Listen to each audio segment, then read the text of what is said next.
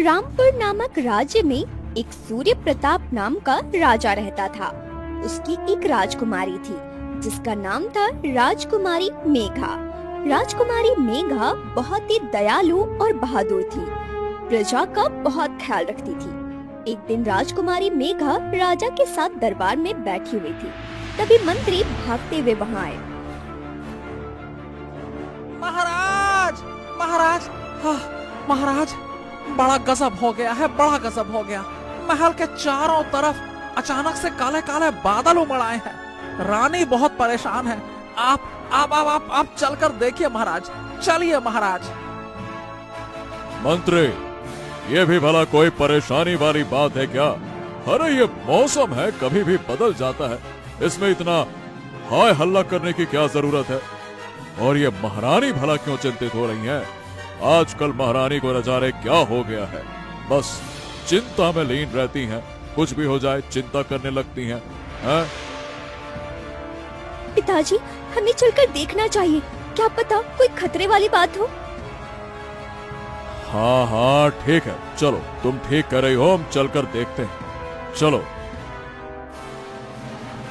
राजा और राजकुमारी बालकनी में आकर खड़े हो गए, जहाँ रानी पहले से ही खड़ी थी। क्या हो गया महारानी, आप इतनी परेशान क्यों हैं? महाराज, काली घटा को देखो आप। ऐसा लग रहा है जो रात 20 साल पहले आई थी, वो आज रात फिर से आएगी। क्या? ये क्या बात कर रही हैं आप? ऐसा कैसे हो सकता है? अरे 20 साल पहले वाली रात? ये नहीं हो सकता, ये नहीं हो सकता। कौन सी रात की बात कर रहे हैं पिताजी, आप और माँ? राजा और रानी ने राजकुमारी की ओर देखा और चुप हो गए। राजकुमारी परेशान सी होकर दोनों को देखने लगी। वो अरे राजकुमारी, हम तो ये कह रहे थे कि आप 21 साल की हो गई हैं। जब आप 20 साल की थीं, तब भी ऐसी ही काली घटा आई थी और हम और महारानी बहुत डर गए थे कि पता नहीं अब क्या होगा। बस इतनी सी बात है, और कुछ नहीं, आप निश्चिंत रहिए। पिताजी, माँ क्या कह रही हैं? हमें कुछ ठीक नहीं लग रहा। आप हमसे कुछ छिपा रहे हैं। पिताजी, आप हमें बताते क्यों नहीं? अब हम बड़े हो गए हैं, हमसे कुछ भी छुपाने की आवश्यकता नहीं है आपको। नहीं राजकुमारी, तुम्हारे पिताजी ठीक कह रहे हैं। 20 साल पहले भी ऐसी ही घटा आई थी। हमको काली घटा से बहुत डर लगता है, बस और कुछ नहीं। बस इतनी सी बात माँ। अगर आपको वाकई काली घटा से डर लगता है तो आप बालकनी में क्यों खड़ी हैं? अपने कक्ष में जाइए। वैसे ये हमने पहली बार देखा है कि जिसको जिस चीज से डर लगता है वो उसी को देख रहा है। ये बोलते हुए राजकुमारी हंस दी। मजबूरन राजा और महारानी को भी हंसना पड़ा। राजकुमारी ने रानी का हाथ पकड़ा और उनको अपने कक्ष में छोड़ दिया। राजकुमारी और रानी तो वहाँ से चली गई, लेकिन राजा के दिल में बहुत डर था। हाँ, अगर महारानी का डर सही साबित हो गया तो कहीं हम अपनी राजकुमारी को भी। इतना सोचते ही राजा तड़प उठे। वो महारानी के कक्ष में गए। महारानी अभी भी बैठी रो रही थी। महाराज को देखते ही बोली, क्या करेंगे अब हम? अगर आज रात वो फिर से आई तो? अरे हम अपना राजकुमार तो खो चुके हैं, राजकुमारी को नहीं खो सकते। वो हमसे बोल कर गई थी, जिस दिन भी काली घटा तुम्हारे महल के इर्द गिर्द दिखी, समझ जाना वो आएगी।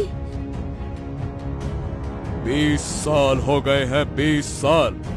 हम अपने राजकुमार को भूल नहीं पाए हैं, और न ही ये बात हमने अपने मेघा राजकुमारी को बताई है।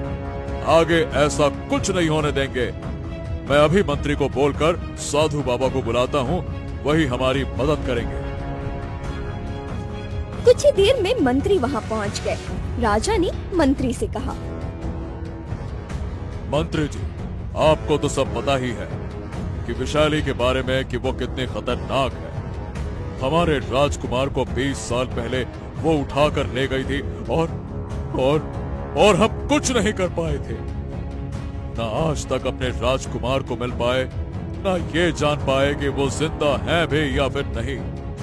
राजकुमारी को भी हमने ये बात पता नहीं लगने दी कि उसका भाई जो उससे 3 साल बड़ा था, उसको चुड़ैल अपने किसी मकसद के लिए उठाकर ले गई थी।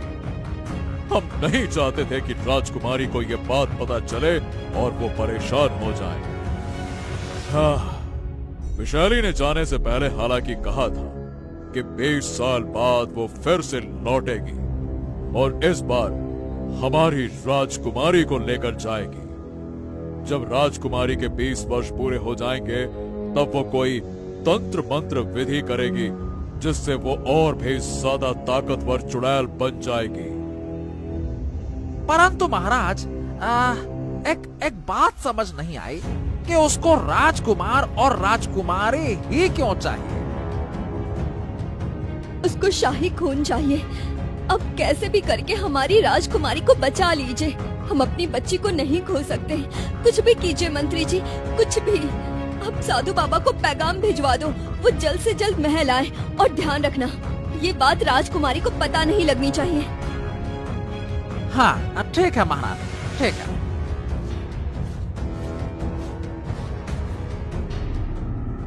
कुछ ही देर में साधु बाबा, राजकुमारी और राजा के साथ महल के अंदर थे। राजा ने सारी बातें साधु को बता दी। अब तो आपके पास केवल एक ही रास्ता है, कावेरी का फूल।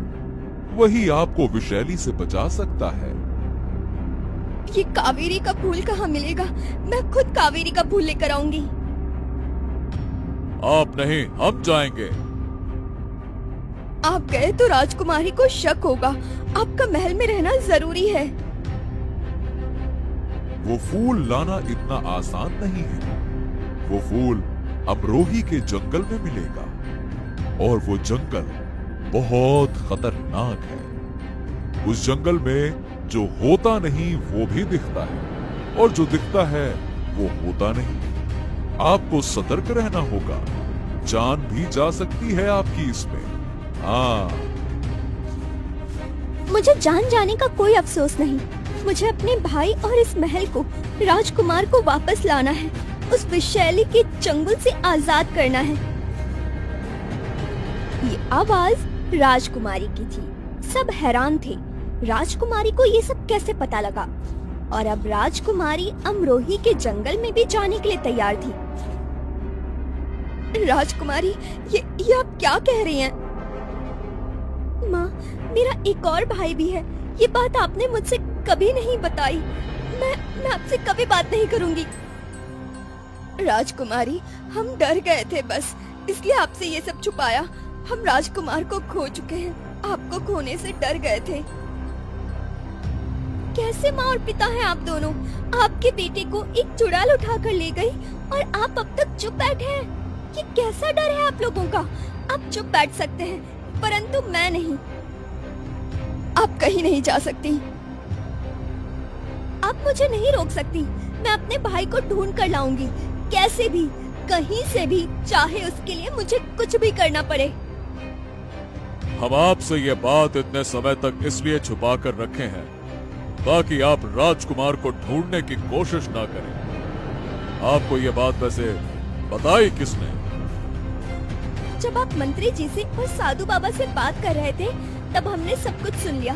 हमें माफ कर दीजिए पिताजी, हमने आपकी बातें सुनी, परंतु अब हमको जाने से कोई नहीं रोक सकता। बस आप इतना बता दीजिए, ये विशैली कहाँ मिलेगी? बेटा, वो खतरनाक है। राजा और रानी के लाख समझाने पर भी जब राजकुमारी नहीं मानी तो मजबूरन राजा को विशैली का पता राजकुमारी को बताना पड़ा। राजकुमारी अकेले ही अपना घोड़ा लेकर विशैली की तलाश में निकल गई। वो पूरे दिन सफर करती रही। सफर करते करते शाम हो गई। राजकुमारी एक जगह बैठ के आराम करने लगी। खुद साधु बाबा कह रहे थे, उसको हराना है तो कावेरी का फूल चाहिए और वो फूल अमरोही के जंगल में मिलेगा। मुझे विशाली को ढूंढने से पहले अमरोही के जंगल जाना होगा। पहले मैं कावेरी का फूल लेती हूँ, उसके बाद ही विशाली को हरा सकती हूँ। राजकुमारी फिर से अपने घोड़े पर बैठकर अमरोही के जंगल की ओर चल दी। कुछ दूर चलने के बाद उसको अमरोही का जंगल मिल गया। वो जंगल के अंदर चली गई। जंगल के अंदर बहुत सारे पेड़ थे। यहाँ तो बहुत सारे पेड़ हैं। मुझे कैसे पता लगेगा कावेरी का फूल कौन सा है? मैंने आज तक कावेरी के फूल के बारे में किसी से नहीं सुना। ये सोचते हुए राजकुमारी आगे बढ़ने लगी। वो अभी चल ही रही थी कि तभी उसको एक लोमड़ी नजर आई। राजकुमारी को देखते ही लोमड़ी ने कहा, राजकुमारी क्या लेने आई हो यहाँ? क्या मैं तुम्हारी कुछ मदद कर सकती हूँ? प्यारी लोमड़ी, मैं कावेरी का फूल लेने आई हूँ। क्या तुम मेरी मदद कर सकती हो? हाँ जरूर, मैं तुम्हारी मदद करूँगी। बदले में मुझे तुमसे कुछ चाहिए। बोलो, दोगी? हाँ बिल्कुल, मैं भी तुम्हारी मदद करूँगी। बोलो तुमको क्या चाहिए? इस जंगल में एक गुफा है। उस गुफा में एक खतरनाक दानव है। उस दानव ने मेरे बच्चे को उठा लिया है। वो इसकी बलि चढ़ाएगा। तुम मेरे बच्चों को बचा लो तो मैं तुम्हें कावेरी के फूल के बारे में बता दूंगी। प्यारी लोमड़ी, अगर तुम्हारा बच्चा दानव के पास है, मैं उसको तब भी बचाती। अगर तुम मुझे कावेरी के फूल के बारे में ना बताती, मैं किसी को भी दर्द में नहीं देख सकती। मैं जानती हूँ, इसलिए मैंने तुमसे मदद ली। अब तुम मुझे जल्दी से बताओ, उस दानव की गुफा है कहाँ? मेरे साथ आओ। वो दोनों दानव की गुफा की ओर चल दिए। कुछ दूर आकर लोमड़ी रुक गई। राजकुमारी, यही है दानव की गुफा। मैं अंदर नहीं जा सकती। आप अंदर जाओ और मेरे बच्चे को ले आओ। मैं आपसे विनती करती हूँ, कैसे भी करके मेरे बच्चे को बचा लेना। ठीक है। राजकुमारी ने अपना घोड़ा रोक दिया और अंदर चली गई। अंदर एक दानव बैठा हुआ था। राजकुमारी को देखते ही गुस्से से लाल हो गया। राजकुमारी, तुम यहाँ क्यों आई हो? अगर जिंदा रहना है तो यहाँ से चली जाओ, चली जाओ। मैं एक आवश्यक विधि कर रहा हूँ, मुझे उसमें एकांत चाहिए। चली जाओ। मैं यहाँ लोमड़ी के बच्चे को लेने आई हूँ। जब तक आप मुझे लोमड़ी का बच्चा नहीं दे देते, मैं यहाँ से नहीं जाऊंगी। कौन सा लोमड़ी का बच्चा? मेरे पास किसी लोमड़ी का अच्छा बच्चा नहीं है। चली जाओ यहाँ से। जो विधि तुम एकांत में करना चाहते हो, मैं जानती हूँ। ये वही विधि है जिसमें तुम लोमड़ी के बच्चे की बलि देने वाले हो। उसकी बात सुनकर दानव चुप हो गया और फिर बोला, तुमको लोमड़ी ने अपने जाल में फंसा लिया है। मेरे पास कोई लोमड़ी का बच्चा नहीं है। तुम एक नेक दिल राजकुमारी हो, इसीलिए मैं तुमसे कह रहा हूँ, यहाँ से चली जाओ और जो काम करने आई हो उसको पूरा करो। उसको ऐसे बोलने से राजकुमारी ने चौंक कर कहा, आपको कैसे पता मैं यहाँ किसी काम से आई हूँ? मैं एक दानव हूँ। लोग मेरा नाम सुनकर डर जाते हैं। तुम भी डर गई, पर मैं विशाली, आखिर तुझे तेरे बिल से निकाल ही लिया ना। विशाली ने राजा और रानी को, साथ ही बाकी सारे गांव वालों को आजाद कर दिया। राजा और रानी विशाली के सामने राजकुमारी को देखकर तड़प उठे। राजकुमारी, आप विशाली के सामने क्यों आई? आपको नहीं पता ये कितनी खतरनाक है? आपके शरीर का एक एक बूंद रक्त निचोड़ लेगी ये। राजकुमारी, आप भाग जाइए, हमारी फिक्र मत कीजिए। आप हमारे लिए विशाली के सामने घुटने नहीं टेक सकती। वो चीखती रही, चिल्लाती रही और राजकुमारी मंद आंखों से उनको देखती रही और कुछ नहीं बोली। विशाली राजकुमारी को वहाँ से लेकर चली गई। विशाली के जाने के बाद महल में कोहराम मच गया। विशाली राजकुमारी को लेके अपने खंडर जैसे महल में आ गई। राजकुमारी को उसने प्यार से कहा, राजकुमारी, तुम्हारी समझदारी हमें पसंद है। तुम यहाँ आराम से रह सकती हो। मैं तुम्हें कुछ नहीं कहूँगी। बस हर पूर्णिमा की रात को तुम्हारे शरीर का कुछ रक्त पीऊंगी। तुम डरना नहीं, उससे तुम मरोगी नहीं, जिंदा रहोगी। अरे रक्त का क्या है, वो तो कुछ ही दिन में फिर से बन जाएगा। बस तुम यहाँ से भागने का सोचना मत, नहीं तो मारी जाओगी। ये विषैली की दुनिया है, यहाँ से आज तक कोई नहीं निकल पाया। एक राजकुमार ने भागने की कोशिश की थी, बेचारा मारा गया। मुझे उसकी मौत का बहुत अफसोस है, परंतु मैं मजबूर थी। जब किसी को भागते हुए देख लेती हूँ तो उसको जिंदा नहीं छोड़ सकती मैं। क्या मेरा भाई विशैली के हाथों मारा गया? अगर ऐसा हुआ तो जो वादा मैंने माँ और पिताजी से की है और खुद से किया है, उस वादे का क्या होगा? मैं अपने भाई को नहीं खो सकती।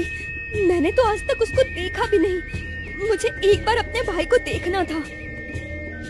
इतना सोचकर राजकुमारी बहुत उदास हो गई। उसने अपने आंसू बड़ी मुश्किल से रोके। विशाली ने जब देखा राजकुमारी परेशान है तो उसने कहा, तुमको डरने की जरूरत नहीं है राजकुमारी। ऐसे डरे डरे रहोगी तो तुम्हारे शरीर में खून कहाँ से आएगा, और जिसकी मुझे जरूरत है। विशाली राजकुमारी को वहीं छोड़कर चली गई। मेरा भाई, मैं कितनी आस लेकर विशाली के साथ आई। मैं इस विशाली को छोड़ूंगी नहीं। इसने मेरे भाई की जान ली है। उसने अपने हाथ में लिया हुआ वो सफेद फूल देखा जो उसने छुपाया हुआ था।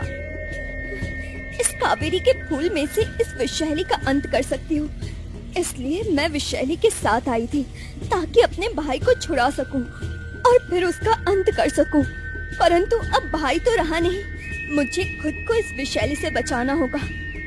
राजकुमारी अभी सोच ही रही थी कि तभी उसको किसी के चीखने की आवाज आई। ये सोचकर राजकुमारी उस तरफ चल दी जहाँ से आवाज आई थी। राजकुमारी ने अंदर देखा तो उसके तो होश ही उड़ गए। विशैली ने वहाँ 3 लोगों को रखा हुआ था जो बुरी तरह से रो रहे थे। राजकुमारी उनके पास चली गई। राजकुमारी को देख वो लोग हैरान रह गए। कौन हो तुम लोग और यहाँ क्या कर रहे हो? तुम कौन हो और यहाँ क्या कर रही हो? ये विशैली की दुनिया है, भाग जाओ यहाँ से, नहीं तो ये डायन तुम्हारे शरीर का भी एक एक रक्त निचोड़ लेगी। चली जाओ। हाँ, ये ठीक कह रहा है। अगर तुम यहाँ हो, इसका मतलब ये है कि विशाली तुमको उठाकर लाई है। तुम भी किसी राज्य की राजकुमारी हो। हाँ, मैं राजकुमारी हूँ, रामपुर की। क्या क्या क्या तुम रामपुर की राजकुमारी हो? मतलब मेरी बहन। ये सुनते ही राजकुमारी को जैसे जिंदगी किसी ने लौटा दी हो। भाई आप जिंदा हो? हाँ, तुमको विशैली ने बोला था कि उसने मुझे मार दिया। नहीं भाई, मुझे लगा उसने आपको मार दिया। मैं बहुत खुश हूँ आज आपसे मिलकर। आप सोच नहीं सकते मेरी कितनी बड़ी मनोकामना पूरी हुई आज। राजकुमारी खुश तो हम भी हैं आपको देखकर। अरे बहुत छोटी थी आप जब हम आपसे अलग हो गए थे। विशैली हमें उठा लाई थी। तब से आज तक विशैली ने हमें भूलने नहीं दिया कि हम रामपुर के राजकुमार हैं। वो हमें रामपुर के राजकुमार कहकर ही बुलाती है। इसीलिए हमें अपने राज्य का नाम याद रह गया, वरना हम वो भी भूल जाते हैं। परंतु जितना खुश हम तुम्हें यहाँ देखकर हैं, उतना ही हम दुखी भी हैं। विशैली तुम्हारे साथ भी वही करेगी जो उसने हमारे साथ किया। सच बोलूं तो अब और ज्यादा दुख हो रहा है। मैं तुम्हारा बड़ा भाई हूँ और अपनी बहन को बचा नहीं पाऊंगा इस विशैली से। वो हम सबका आए दिन खून पीती है ताकि वो जवान रह सके। उसकी खुराक ही शाही खून है। राजकुमारी मुस्कुराई और बोली, ऐसा किसने कहा है कि एक भाई अपनी बहन को बचा सकता है? बहन नहीं बचा सकती। यहाँ आने से पहले निर्मोही के जंगल गई थी। वहाँ कावेरी का फूल मिला जो मेरे पास है। क्या क्या तुम्हारे पास कावेरी का फूल है? वो कावेरी का फूल जो विशैली का सबसे बड़ा दुश्मन है। ये तुमने कैसे किया? राजकुमारी ने सारी बातें राजकुमार को बता दी।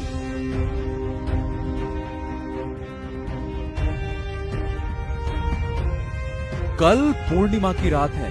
वो तुम्हारा खून लेने कल आएगी और पूर्णिमा को विशैली की शक्तियां सबसे ज्यादा होती हैं। तुम्हें आज रात ही उसको खत्म करना होगा। और हाँ, ध्यान रहे उसको शक नहीं होना चाहिए। राजकुमार और राजकुमारी ने मिलकर कुछ देर बातें की। तभी विशैली अंदर आ गई। राजकुमारी, तुम यहाँ पर क्या कर रही हो? कहीं तुम अपने भाई से मिलने तो नहीं आ गई? फिर उसने राजकुमार से कहा, रामपुर के राजकुमार, देखो मैं तुम्हारी बहन को भी ले आई। अब तुम दोनों जिंदगी भर यहाँ आराम से रहना। वैसे मैं तो सोच रही थी कि तुम्हारे माता और पिता को ही यहाँ ले आए, पर अब वो बूढ़े हो गए हैं, उनके शरीर में खून नहीं बन पाता। इतना बोलकर विशैली हंसने लगी। राजकुमारी ने देखा वो राजकुमार से बात करने में व्यस्त है। राजकुमारी धीरे से उठी और उसने वो कावेरी का फूल विशैली के शरीर पर लगा दिया। उसको लगाते ही विशैली जोर से चीखी। ये क्या है? इसे दूर करो मुझसे। पर तब तक विशैली के शरीर ने आग पकड़ ली थी। वो चीखती हुई वहीं ढेर हो गई। बाकी के दोनों राजकुमार अपने राज्य लौट गए और राजकुमारी राजकुमार के साथ अपने राज्य लौट गई। राजा और रानी राजकुमारी के जाने के बाद बिल्कुल कमजोर से बैठे थे। राजकुमारी के साथ राजकुमार को देखकर उनकी आंखों में चमक आ गई। राजकुमारी, राजकुमारी आप आ गई। हमें यकीन था कि आपको कावेरी का फूल मिल ही जाएगा। आप उसका अंत करेंगे ये हमको यकीन था। आपको देखकर हम कितने खुश हैं, हम बता नहीं सकते हैं। हमारे प्यारे राजकुमारी। पिताजी मैंने कहा था ना, मैं अपने भाई को भी वापस लाऊंगी, इसलिए मैं विशैली के साथ गई थी। ऐसे तो मैं उसकी दुनिया खोज नहीं पाती। विशैली ही अपनी दुनिया में किसी को ले जा सकती थी और कोई उसकी दुनिया में नहीं जा सकता था। क्या ये मेरा राजकुमार है? राजकुमार उनकी ओर बढ़ने लगा। राजा और रानी की आंखों से आंसू बह रहे थे। इतने सालों बाद उन्होंने अपने बेटे को देखा था। ऐसे बहादुर राजकुमारी की वजह से राजकुमार अपने राज्य और परिवार से मिल पाए।